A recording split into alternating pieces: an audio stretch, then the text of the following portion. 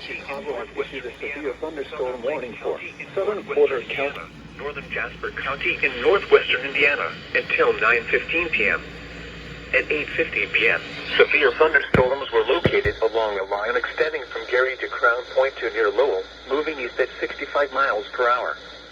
Hazard, 70 miles per hour wind gusts. Source, radar indicated. Impact, expect considerable tree damage. Damage is likely to mobile homes, roofs, and outbuildings. Severe thunderstorms will be near Hebron and Boone Grove around 9 p.m. DeMont, Malden, and Krause around 9:05 p.m. Dunsbridge around 9:15 p.m.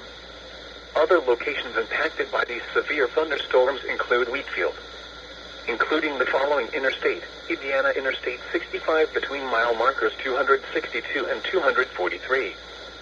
For your protection, move to an interior room on the lowest floor of a building.